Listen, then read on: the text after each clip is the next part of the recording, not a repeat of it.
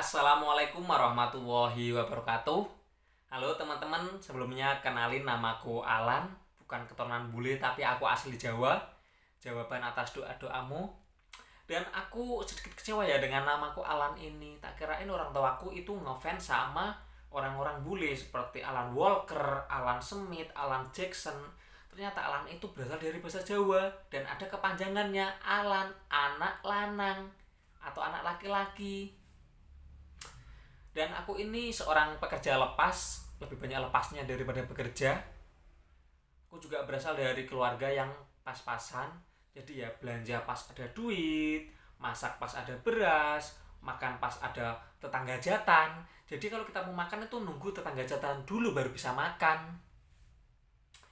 Nah, kalau ngomongin masalah orang Jawa itu tidak terlepas dari yang namanya mitos dan budaya patriarkinya. Apalagi di usiaku yang udah nggak remaja lagi, pasti banyak tuntutan dari orang tua. Dituntut segera mapan lah, segera cari jodoh lah. Nah, ini yang terpenting. Nah, jadi kesulitanku tuh bukan masalah tentang materi, bukan masalah tampilan fisik, bukan masalah status ekonomi, tapi semata-mata karena mitos. Jodohnya terhalang mitos. Nah, di Jawa itu akan ada sebuah mitos ya. Katanya duduk di depan pintu itu jauh jodohnya. Lah kalau gitu kasihan penjaga toilet ya, nggak nikah-nikah dia. Duduk dari pagi sampai malam nungguin orang nyiram toilet. Itu lama-lama gayu jadiin istri itu. Kemudian ada tanda-tanda alam seperti suara ayam berkokok tengah malam itu. Ada remaja putri yang hamil di luar nikah. Lah mending ya hamil di luar nikah daripada hamil di luar angkasa.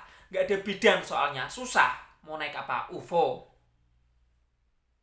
Dan urutan kelahiran anak itu juga menentukan jodoh. Kan aku anak ketiga, katanya anak ketiga itu nggak boleh sama anak pertama. Misalkan nanti kalau kita nikah itu banyak musibah. Nah, aku pengen usul nih ke masyarakat Jawa. Kalau bepergian itu mbok yo pakai kaos bola yang ada angkanya gitu loh, untuk menandakan kamu itu lahir anak keberapa. Misalkan nih ketemu cewek, oke, tolong mbaknya menghadap ke belakang. Oke, namanya Salsa. Angka satu, mbaknya lahir anak pertama. Iya, aduh, skip. Banyak musibah. Oke, coba mbaknya menghadap ke belakang. Oke, namanya Windy. Angka 4, mbaknya lahir anak keempat. Enggak mas, saya istri keempat. Loh, ternyata udah punya suami. Jadi gitu ya teman-teman, biar lebih mudah gitu pakai kaos bola. Terus aku ini seorang tuna asmara alias masih jomblo. Tapi pernah sih aku punya pacar, dan pacarku itu namanya Novi, nama lengkapnya Novianto. Dia tuh cantik, lebih cantik dari aku tentunya. Dan untuk dapetin si Novi ini sangat susah sekali teman-teman. Beneran susah. Tapi pernah sih dia nerima aku, dan setelah kita jadian ternyata rumah kita saling berseberangan dan saling berhadapan. Katanya kalau rumah saling berhadapan, saling berseberangan itu selalu ditimpa musibah. Nah, aku pengen usul nih ke masyarakat Jawa. Kalau bikin rumah itu mbok ya menghadap kiblat gitu loh, biar berkah. Kayak masjid, kayak musola. Itu kalau denger takbir itu rumahnya langsung sujud itu, ambruk-ambruk itu. Dan katanya waktu pacaran itu nggak boleh ngasih barang berupa kain ataupun baju. Katanya bikin cepat putus ataupun hubungannya langgeng. Nah, makanya dari dulu itu aku jarang sekali kapelan sama pacar aku.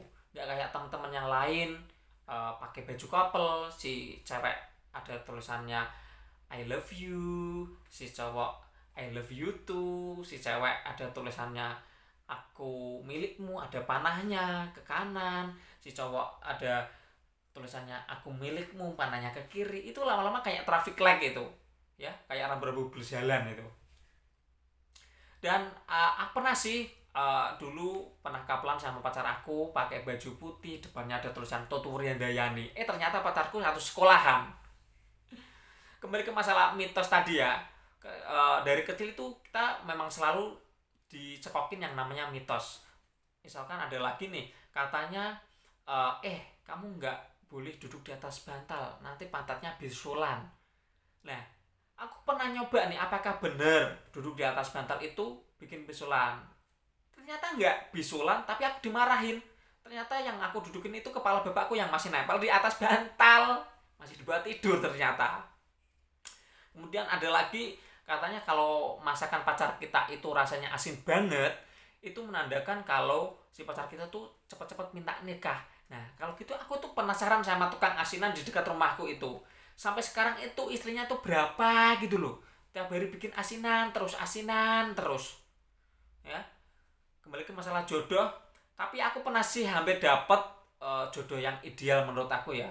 Udah nggak rumahnya saling berhadapan, nggak saling berseberangan, aku anak ketiga dia anak kedua.